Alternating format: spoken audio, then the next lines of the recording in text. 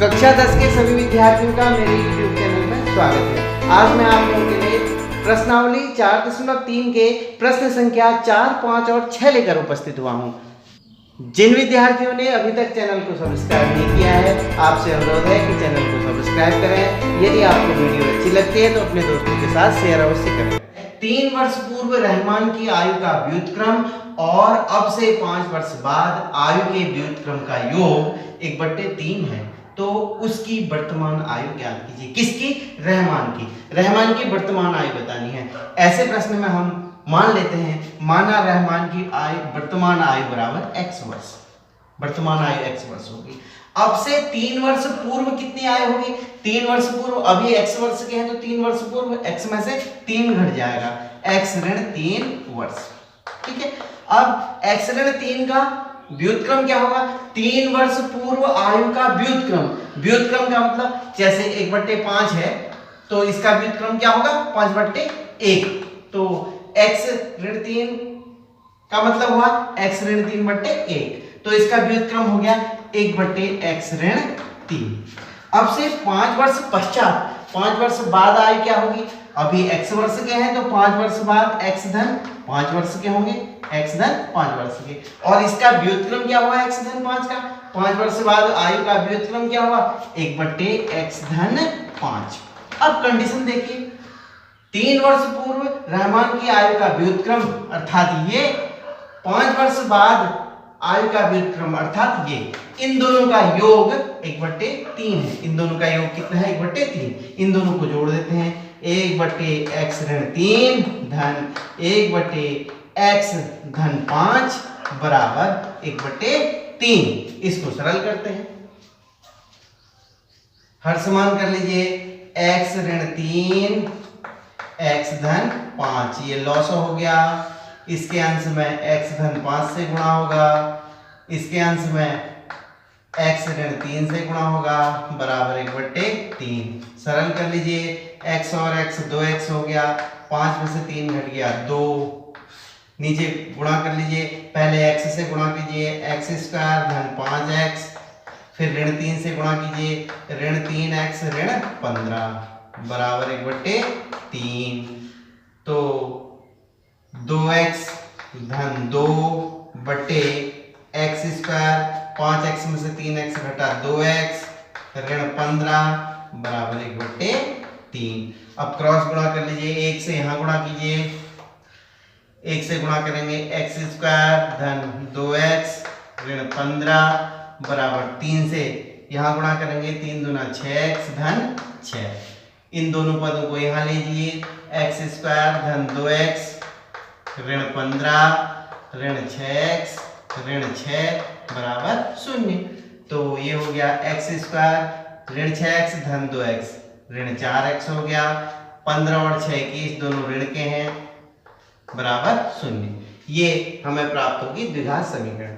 अब हम तुलना कर लेते हैं, ax² धन bx धन c से तुलना करते हैं।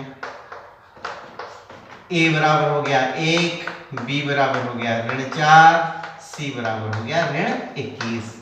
फिर विविधि कर निकालते हैं, विविधि कर d बराबर b² माइनस 4ac, d हो गया b² अर्थात ऋण 4 का स्क्वायर, ऋण 4 गुणा 1 गुणा ऋण 21, ये हो गया 4 चौको 16 और धन 4 एकम 4 दूना 8, तो ये हो गया 6 4 10, 8 1 9 और 1 10, d प्राप्त हो गया 100।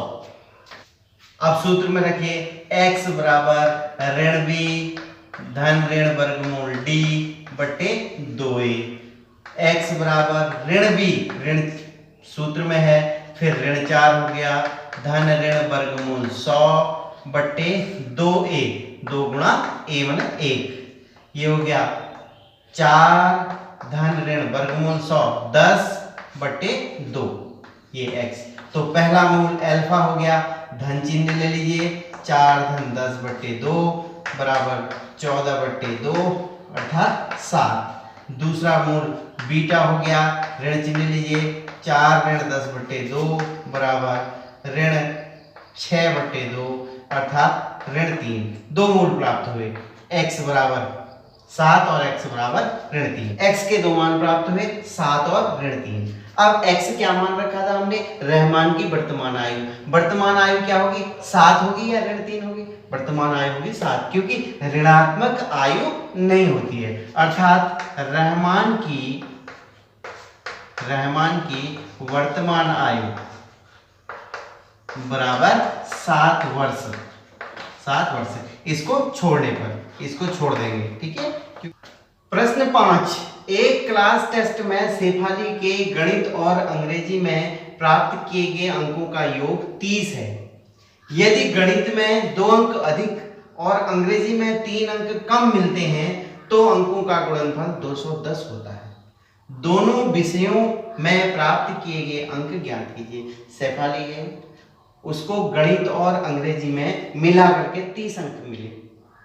माना कि उसको गणित में शेफाली को मिले x अंक, तो अंग्रेजी में कितने होंगे, गणित और अंग्रेजी को मिलाकर 30 अंक हैं, तो अगर गणित में उसको x मिले तो अंग्रेजी में स्वाभाविक है 30 में से x घटेगा, 30 ऋण x होंगे, ठीक है। योग में से गणित के अंक घटा देंगे तो अंग्रेजी के अंक मिल जाएंगे। फिर दूसरी कंडीशन कहता है, यदि गणित में 2 अंक अधिक मिलते हैं, गणित में 2 अंक ज्यादा मिल गए, पहले x थे, अब गणित में 2 अंक ज्यादा मिलते उसे x धन 2 होते, और अंग्रेजी में 3 अंक कम मिलते। अगर अंग्रेजी में 3 अंक कम होने पर अंग्रेजी में कितने हुए, पहले 30 ऋण x था, 30 ऋण x में से 3 और कम हो गया, 30 में से 3 कम हो गया 27, तो 30 ऋण x ऋण 3 अर्थात 27 ऋण x अंक हो गए। 3 अंक कम होने पर अंग्रेजी के अंक हो गए 27 ऋण x।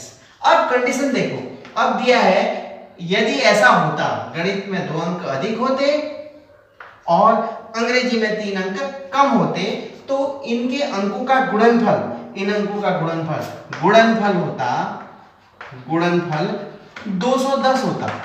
इनको गुणा करने पर 210 होता। गुणा कर देते हैं, x धन 2 गुणा 27 ऋण x बराबर 210। इसको सरल कर लेंगे, पहले x से गुणा करते हैं, x से गुणा करेंगे 27x ऋण x स्क्वायर, x का काम हो गया। अब 2 से गुणा करते हैं, धन 2 सत्ते 14, 2 दूनी 4, 5, 27 दूना 54, ऋण 2 से x को गुणा करते हैं, 2x से गुणा करना आपको आता है, बराबर 210। ये हो गया 27x में से 2x घट गया, ये हो गया 25x ऋण x स्क्वायर धन 54 बराबर ऋण 210 बराबर 0। ये सब इधर ले आए, तो ये हो गया ऋण x स्क्वायर धन 25x, और ये हो गया ऋण 10 में से 4 गया 6, और यहाँ 10 में से 5 गया 5, 156 बराबर 0। यहाँ से ऋण चिन्ह कॉमन ले लीजिए, ऋण कॉमन लेंगे तो ये हो जाएगा x स्क्वायर ऋण 25x धन 156 बराबर 0, या x स्क्वायर ऋण 25x धन 156 बराबर 0। समीकरण की ax स्क्वायर धन bx धन c बराबर 0 से तुलना करने पर a का मान प्राप्त हो गया 1, b का मान प्राप्त हो गया ऋण 25, c का मान प्राप्त हो गया 156।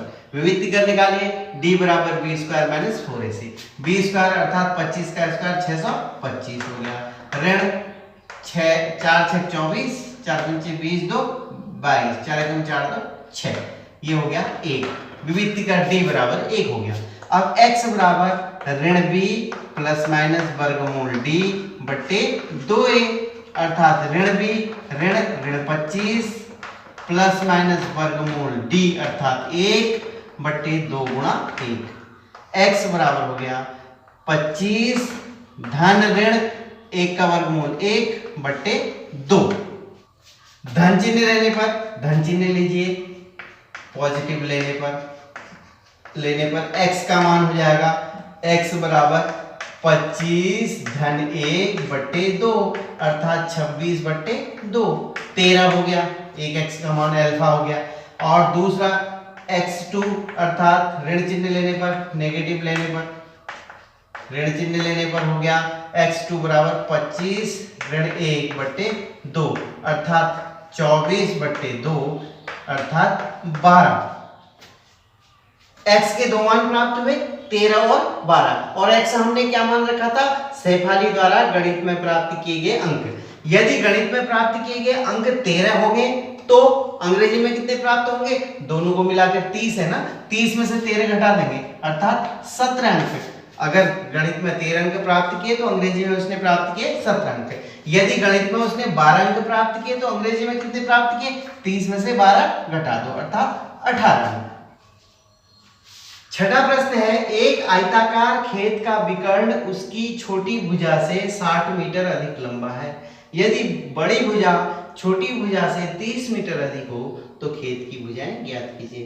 एक आयताकार खेत है, ये आयताकार खेत है, ये बड़ी भुजा है और ये छोटी भुजा है। इसको आप ए बी सी डी आयताकार खेत मान लीजिए। कह रहा है कि छोटी भुजा से बड़ी भुजा, विकर्ण माने एक कोने को दूसरे कोने से मिला दिया तो विकर्ण बन जाता है। ये विकर्ण छोटी भुजा से 60 मीटर अधिक लंबा है। छोटी भुजा ये है ना, ये और ये छोटी भुजा, माना ये छोटी भुजा x है तो विकर्ण हो जाएगा इससे 60 मीटर अधिक, x धन 60 मीटर।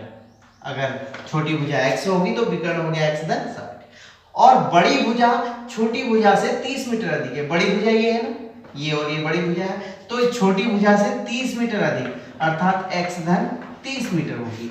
तो हम मान लेंगे, माना खेत की छोटी भुजा बराबर x मीटर और तो बड़ी भुजा होगी x धन 30 मीटर और विकर्ण हो गया x धन 60 मीटर।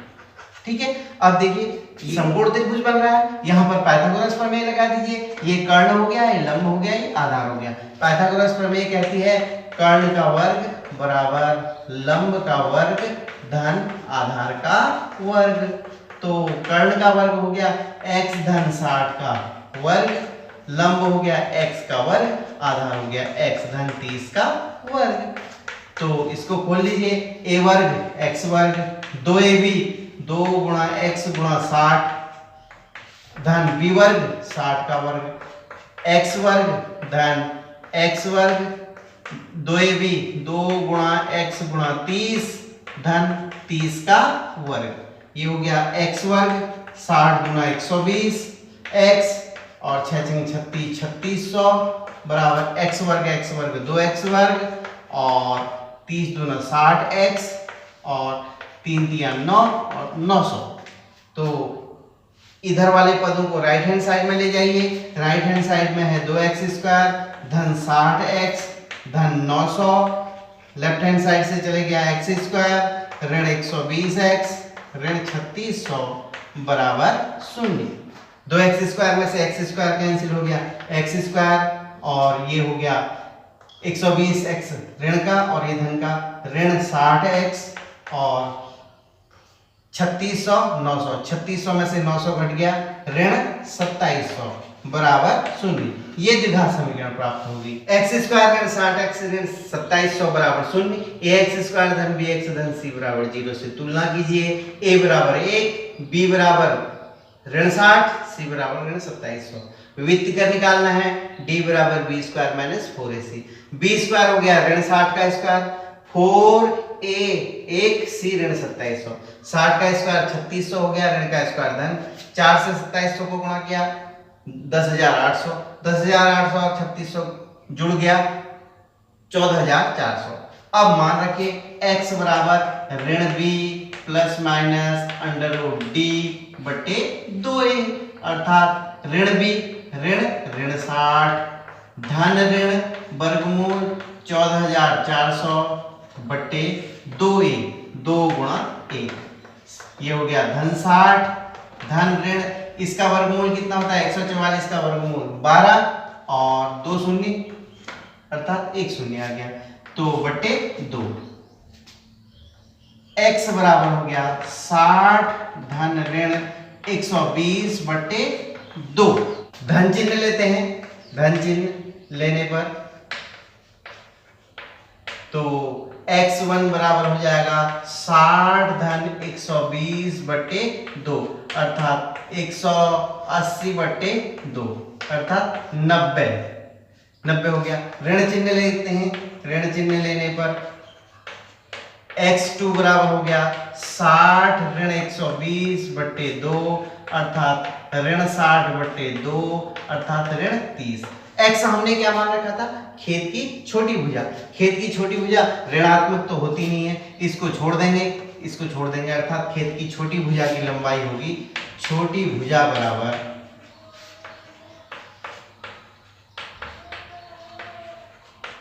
हो जाएगी 90 मीटर। 90 मीटर छोटी भुजा होगी। और बड़ी भुजा की लंबाई इससे कितनी ज्यादा? मीटर ज्यादा है। 90 धन 30 अर्थात 120 मीटर। ठीक है। और बड़ी भुजा भी होगी, छोटी भुजा भी होगी।